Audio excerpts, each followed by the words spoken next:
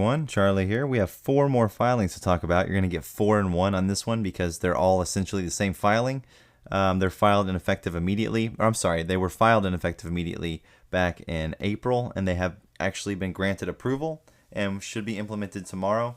We're talking about SR CBOE EDGX, SR CBOE BZX, SR CBOE EDGA, and SR CBOE BYX, or the 4 CBOE exchanges respectively.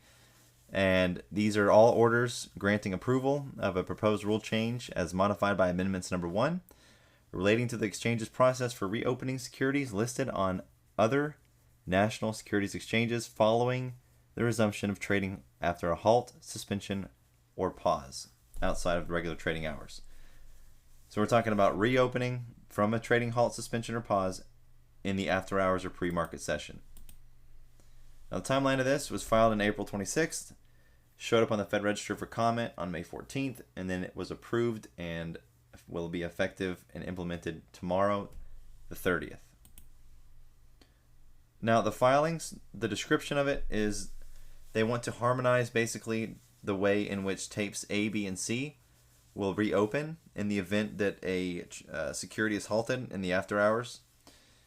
And basically, the exchange's respective processes for reopening of trading and securities listed on other exchanges vary as it is right now.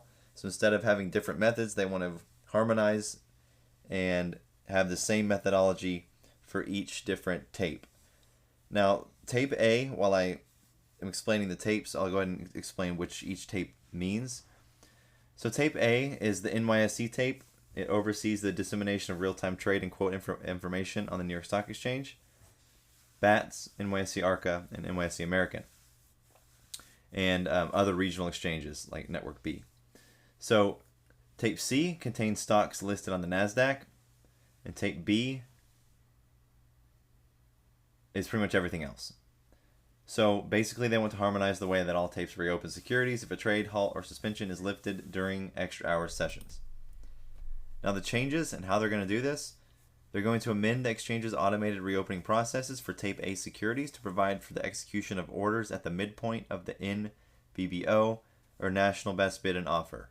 Number 2, they're going to eliminate unnecessary differences between the process utilized for tape A and the process used for tape B and C by making them all the same. Thus, as proposed, each of the exchange's relevant rules would provide that during extra hour sessions, the reopening process for tape A securities will occur at the midpoint of the NBBO after 1 second has passed following the exchange's receipt of the first NBBO following the resumption of trading after a halt, suspension, pause. In addition, the exchanges propose to amend their respective processes for reopening tape B and C to mirror the proposed processes for tape A, except that the exchanges would require their primary listing market to have begun quoting a security before it initiates its own reopening process.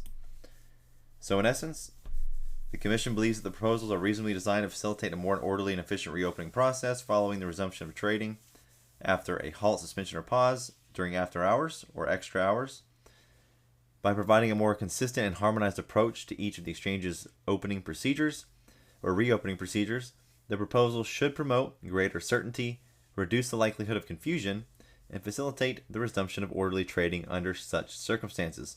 Now, what do we all expect to start happening in our near future? Lots of trading halts, lots of trading suspensions. Amendments number 1 are consistent with the Act, which requires, among other things, that the rules of a national securities exchange be designed to prevent fraudulent manipulative acts and practices to promote just and equitable principles of trade, to remove impediments, and to perfect the mechanism of a free and open market, blah, blah, blah. That's the same general statement you see in every filing. The only difference is that this one, fraudulent manipulative tactics and acts are quite frequently used after the resumption of trading halts, so this is a good one. I'm happy with this one. Here's a useless slide that I didn't even make. There you go, 4 filings in 1.